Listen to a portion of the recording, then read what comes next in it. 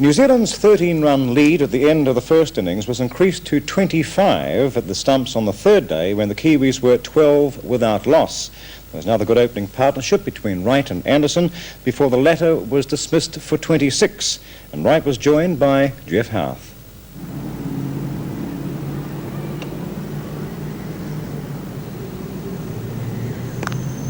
And those will be the first runs after lunch as Randall has a long chase in the cut as they're coming back for 2.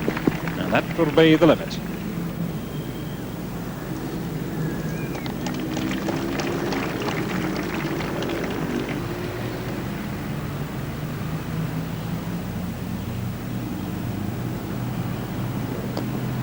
Nicely clipped square over the wicket. They'll get 2. It might even beat Edmonds to the boundary. They come back for the second.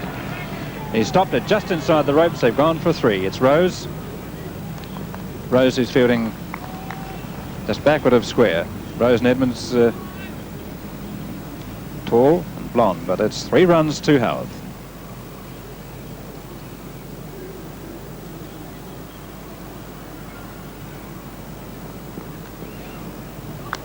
And he took it. He's gone for the catch. Roope picks it up, and he's given out.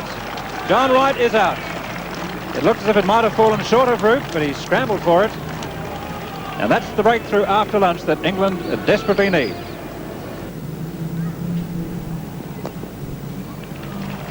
And flicking that one away, Mark Burgess off the mark for the boundary.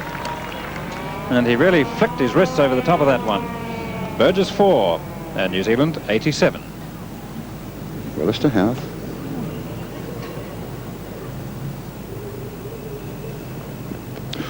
A nasty ball. There's a bit of glove to it, and Howarth is out. He's caught at backward square by Edmonds. It was.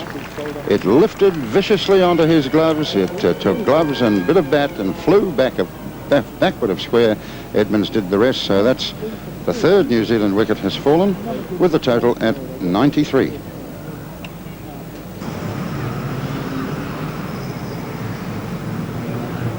Ooh, that's a good-looking shot. That's 4 runs. A magnificent blow. Oh, waited for that to come up to him, did Warren Lees, and simply carted it past extra cover. A grand shot. It'll be Mike Hendricks to Warren Lees. New Zealand 116 for 7. Confident appeal, and he's out. Warren Lees getting a ball from Mike Hendrick, keeping very low, forcing Lees back onto the back stump, and Lees right in front, being given out LBW from the bowling of Mike Hendrick for 11. New Zealand in worse position, 8 for 116.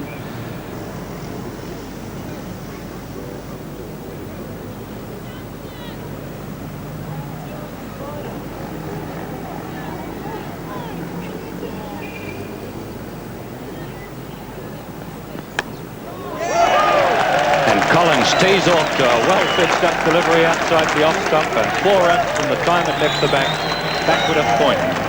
Richard Collinge, his first attacking shot of the innings, and the match moves to 6. New Zealand to 1, 2, 3 for 8. And this has been a pretty dismal display by New Zealand since lunch.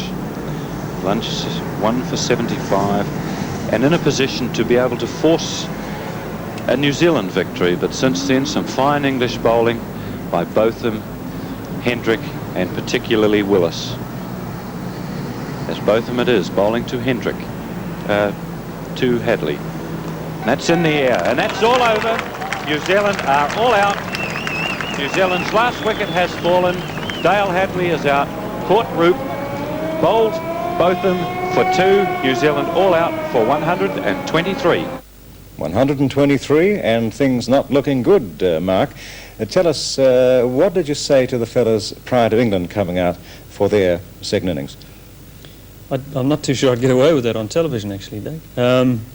But it was a pretty severe talking to. We knew that it looked as though we'd blown it, having been in a good position. But I probably, for one of the few times ever, I got stuck into the fellows, and it was an unaccustomed exercise, as it was my first test as captain. But we were pretty dejected, and disappointed. So there was only one thing to do, and that was to go out and attack.